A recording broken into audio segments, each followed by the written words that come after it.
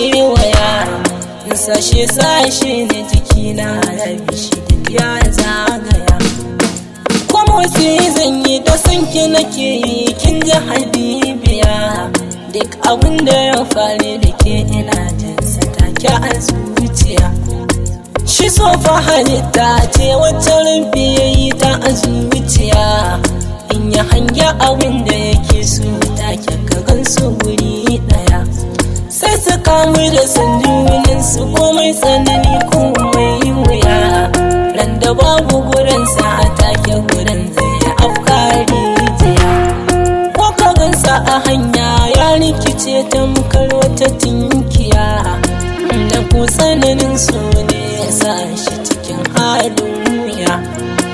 Ni bai iya bacci Aisha ran da duk ban ganki ba, kuna kwanta bai cin ba zan taɓa jin daɗin sa ba.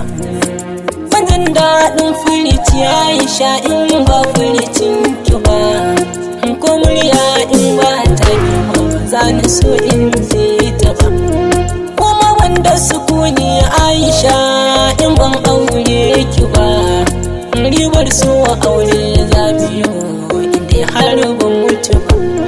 Ko abincin ke ci Aisha hoton ke na gaba, dan in ban gan shi ba ko abincin ba zan iya cin sa ba. Dan da duk na rasa ki Aisha ni ba a same ni ba, wanda zai je nema na Aisha ni ba zai gani ba. Duk abin da kike so Aisha ba zan kina yi miki ba, komai tsanani komai wuya in bai zama aibu ba. Ba so a taba ki Aisha don ba zan lamunta ba, ko wulakanci ne ayyun ban yarda da ai miki ba. Kin tashi da tarbiya Aisha ba a ganki da aibu ba, ko gurin ladabi da biyayya Aisha ban ga kamar ki ba. Zuma da maɗaci gun ɗanɗanin su ba daidai suke ba, dan kin wasu rata Aisha ba za fa su cin maki ba. Ke kaɗai ce a zuciya Aisha ni ban ga ta binki ba, ko akwai wata ɗa mace Aisha ba san da zaman ta ba.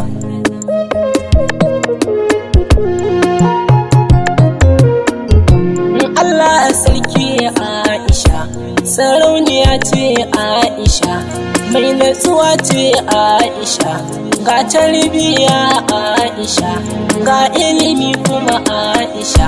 Allah ka tsare mana Aisha, ka kare mutuncin Aisha, ka tsare mana kimar Aisha. Allah dan isar na da Aisha, dan kimar na da Aisha, dan matsayin na da Aisha, dan darajar na da Aisha, ka tsare mana kimar Aisha ta. Wayo Aisha ina son mai son Aisha, ina kin mai kin Aisha, ko rayuwar ne Aisha yazo zan ba shi ruwa ya sha, amma ban mashi Aisha ta.